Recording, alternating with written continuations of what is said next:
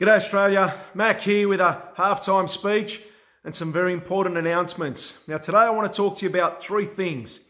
The first thing I want to talk about is the rallies that happened on Saturday. So most of you were there all over the country. I was in Sydney outside Scott Morrison's house, Kirribilli House, and also Admiralty House.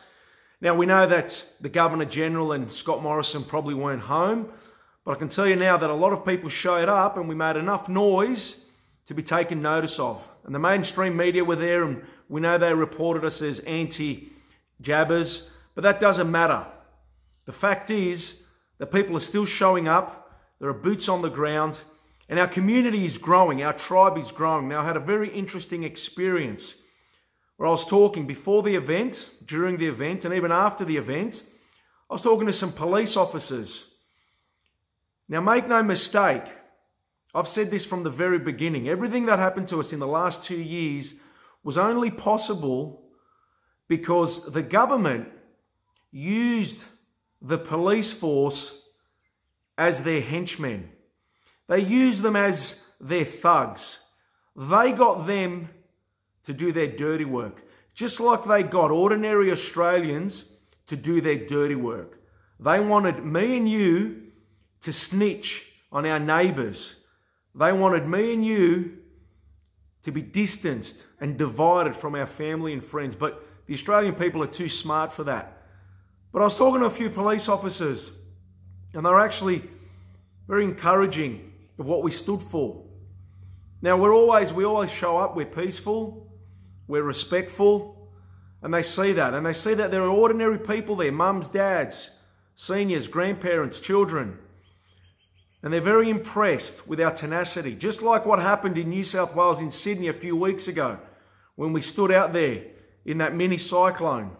They were impressed that ordinary Australians that have lost their jobs, that they don't want much. They just want to protect their privacy, they want to protect their rights, they want to protect their freedom, and they want to protect their children, and that is it. They don't want to ransack any building, they don't want to overthrow any government. They just want to protect themselves and their families. And the police are starting to see that. And so they were very, very impressed. They were polite and they were respectful for our cause. And I truly believe that the next time this government tries a stunt like what they tried in the last 2 years, many officers will think twice about arresting a mother in a park for not wearing a mask, or ripping a child from a mother's arms because she's standing outside Parliament House, or finding a guy who's sitting on a park bench having a kebab. I know that a lot of police will think twice about that. They don't want to do that. They never wanted to do that. But the government got them to do their dirty work. So we need to keep that in mind, that this government is starting to get nervous because a lot of people are starting to see the light. They've awoken to what the garbage that these politicians, our spineless Prime Minister and the spineless premiers, these cowards, have put us through. So it was a good turnout all over the country, and we encourage everyone to continue. Don't stop. Even though a lot of restrictions are no longer in place, doesn't mean that this is over, because there are still a lot of people that are affected by the mandates, a lot of people that are out of work, a lot of people have lost their homes and their businesses. So life isn't all rosy as they're making it out to be. Now, people that have mocked us and ridiculed us for turning up to these protests, they say to us, well, why are you still protesting? There's no more restrictions. You've got your freedoms back. What's the point?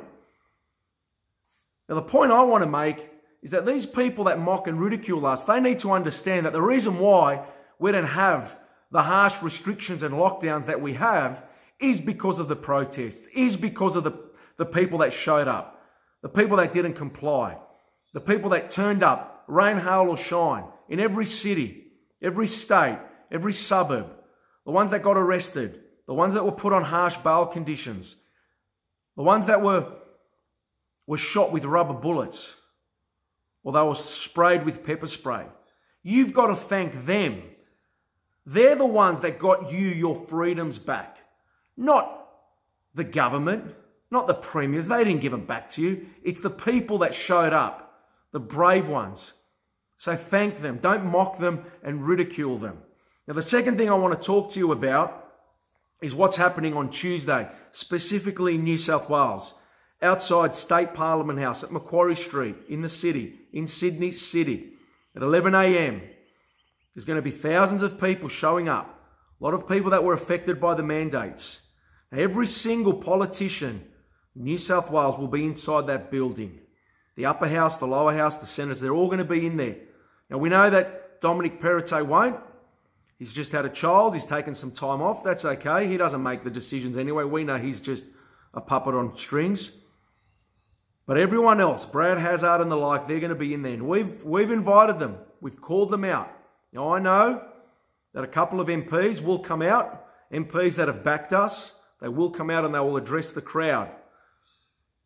So I need everyone in New South Wales, if ever there was a time to go for a drive, to take a day off if you're still working, chuck a sickie, go on strike, whatever it is, do a convoy.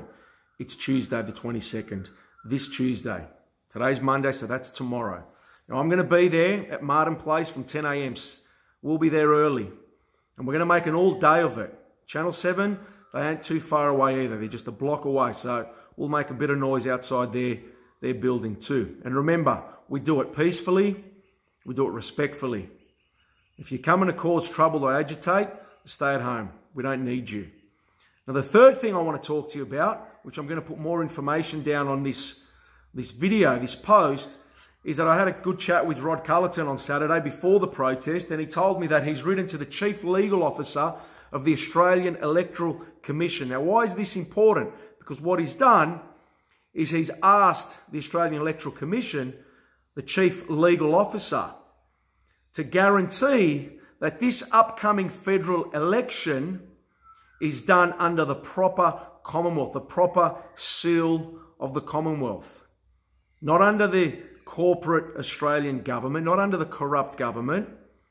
Now, what we need to do is, I've got the details, I've got the email address of the Chief Legal Officer of the Australian Electoral Commission, and we need everyone to send an email to him and ask the same, to guarantee and to disclose that this upcoming federal election is held under the bona fide Commonwealth of Australia. Now, also what we need to do is we need to CC the Australian Federal Police, the AFP. I've got their email address and I'll put that down on this post. But this is an important task. Every single Australian needs to do this. They need to send an email. I will tell you what to write. I'll give you the email addresses. Now, obviously, we want you to put it in your own words as well. We don't want to make it a template email, but it's very important that everyone does this. Like I said, the politicians, the government, they're getting nervous. They're seeing us every week protesting. They're seeing the amount of people. It's growing. And they know they've got elections coming up. We just saw what happened in South Australia at the state election. Didn't go down too well for the Liberals. And that's why it's important. These elections are important. The major parties, they've got to go last. But at the same time, we need to hold the Australian Electoral Commission to account to make sure that they provide us with a fair election. So that's all I wanted to say for this video. My fellow Australians, if you're in Sydney, New South Wales, I hope to see you tomorrow, Tuesday the 22nd, Macquarie Street. But if not, I know you'll be at home supporting us. Please share this video. And as always, you know I love you. I love this country. I love my family. Most of all, I love God.